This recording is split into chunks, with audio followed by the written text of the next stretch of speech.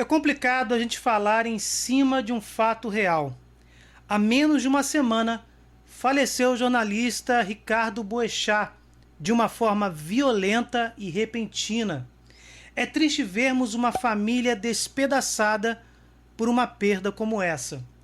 Boechat deixou 6 filhos, 2 deles menores de idade. O que aconteceu, principalmente nas redes sociais, tanto do lado da esquerda quanto da direita, foram afirmações absurdas e bizarras. É evidente que estamos falando aqui de uma minoria, de ambos os lados. Porém, esta minoria faz muito barulho e é preciso que nós, cristãos, façamos algumas correções, defendendo inclusive o nome de Jesus Cristo. Vamos lá. Por Boechat se declarar ateu, alguns fanáticos logo afirmaram que este acidente de helicóptero que vitimou o jornalista foi coisa de Deus. Isso é ridículo. Deus é amor, piedade e ternura. O maior atributo de Deus é sua misericórdia infinita. Desde quando Deus é vingativo? A chamada ira de Deus consiste em trazer justiça e não vingança, vingança essa enxergada segundo os moldes humanos. Deus apenas permite o mal para dele tirar um bem ainda maior. Deus não cria o mal, nem o estimula.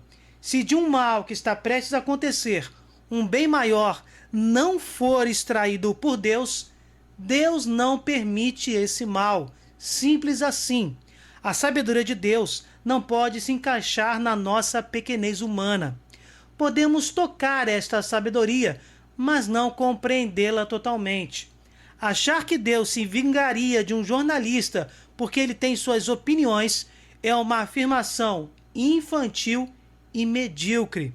São esses supostos cristãos que mancham a imagem da igreja e do próprio Cristo. Eu mesmo escutava a opinião e a visão políticas de Boechat algumas vezes. Não concordava com ele em tudo. A unanimidade é burra. Porém, as opiniões dele eram sinceras, estavam baseadas em explicações pessoais, não em fanatismo de esquerda, por exemplo, que não querem enxergar o óbvio e continuam repetindo o discurso esquerdopata que divide toda uma sociedade. Agora sobre o ateu Boechat. Coloco aqui a visão da igreja e os ensinamentos de Cristo. Muitos amigos ao redor de Boechat declararam que ele era generoso e muito caridoso. Sua companheira disse: meu marido era o ateu que praticava o mandamento mais importante de todos, que é o amor ao próximo. Levando em consideração que somos cristãos, devemos obedecer Jesus e suas lições. Logo, como primeira atitude, não devemos julgar para não sermos julgados. O máximo que podemos é ajudar o nosso irmão na caridade a endireitar o seu caminho. Nenhum ser humano pode julgar o outro de forma perfeita. Esse julgamento só cabe a Deus. No sacramento da confissão, que é um sacramento em que o sacerdote ordenado ouve os pecados daquele que se confessa, quem está julgando e perdoando é o próprio Espírito Santo de Deus na pessoa do sacerdote. Trata-se de uma situação no âmbito sacramental e criada, autorizada pelo próprio Senhor Jesus. A confissão será assistida pela pessoa do Espírito Santo. Grosseiramente falando, esta situação não desobedece este ensinamento de Jesus. Além disso, o que precisamos compreender é que cada um será julgado conforme o conhecimento que possui.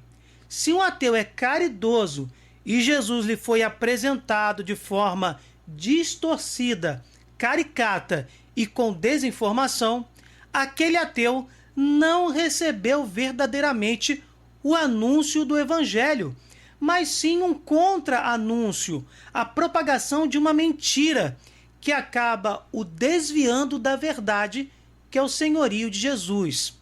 Quer um exemplo? Muitos ateus receberam a desinformação de que a Bíblia foi modificada ao longo dos séculos.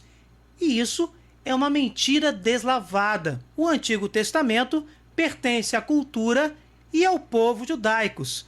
Não existem modificações. Tal povo, inclusive, é conhecido desde os tempos mais antigos como um povo muito rigoroso no registro fiel de sua história. As Bíblias são atestadas para isso, quanto à sua legitimidade com rigor científico. E os originais do Novo Testamento, de 50, 70, 100 depois de Cristo, comprovam que os textos impressos das Bíblias atuais são fiéis a estes mesmos originais. É evidente que estamos falando de traduções consagradas, como, por exemplo, a Bíblia de Jerusalém e a Ave Maria no Brasil. O que existe são algumas variações quanto às traduções, mas que substancialmente não alteram o sentido dos textos. Uma outra desinformação que afasta as pessoas da fé cristã é a de que Jesus seria uma cópia de deuses pagãos. É exatamente o contrário. Quando evangelizadores chegaram a certas terras que originaram os mitos de alguns desses deuses pagãos, o evangelho chegou com tanta força que a história de vida de Jesus, desde o seu nascimento, contaminou a origem de alguns destes deuses, como no caso de Horus e Krishna. A ciência historiográfica o comprova totalmente. Já fizemos vídeos sobre isso, links na descrição. Cada um será julgado de acordo com seu nível de conhecimento de Deus, da revelação e, obviamente, seu nível de adesão a essa revelação que é manifestada nas boas obras. Somente Deus pode medir com perfeição esta adesão, inclusive de alguém que é ateu e extremamente caridoso. Se este for salvo, será por Jesus Cristo, ainda que formalmente este ser humano não o conheça.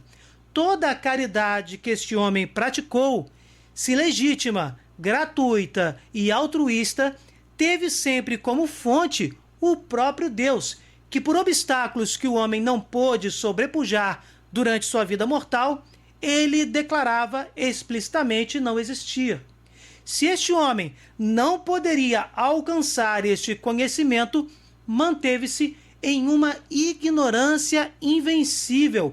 Haverá aqui o que chamamos de salvação pelo Cristo desconhecido.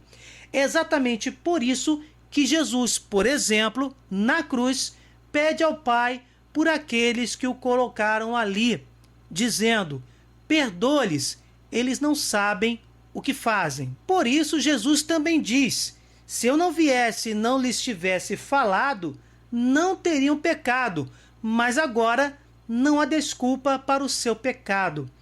Por isso, quanto maior nosso conhecimento em Jesus Cristo, maior é a nossa responsabilidade. Com este mesmo entendimento, colocamos todos os fiéis de outras religiões que, sem culpa, não conheceram o Evangelho verdadeiramente, mas praticam as boas obras segundo suas consciências cândidas e sinceras, e a lei natural de fazer o bem e evitar o mal, e desta forma pertencem à Igreja de Cristo, ainda que de forma invisível. Não serão salvos por Maomé ou Buda, por exemplo, mas por Jesus Cristo, o único mediador entre Deus e os homens, ainda que estes não o conheçam manifestamente. Não existe nenhum motivo para acusarmos Deus de qualquer maldade, inclusive vingança contra um jornalista, o que é uma desonestidade intelectual, uma verdadeira piada de mau gosto, no mínimo, nem condenar ao inferno qualquer semelhante após sua morte. O que devemos fazer é orar pelas almas, para que se purifiquem, se estiverem no estado espiritual do purgatório, e encontrem de forma definitiva o Deus de amor e misericórdia. Vou deixar um link de um vídeo nosso na descrição sobre a salvação pelo Cristo desconhecido, com informações bem detalhadas sobre o assunto.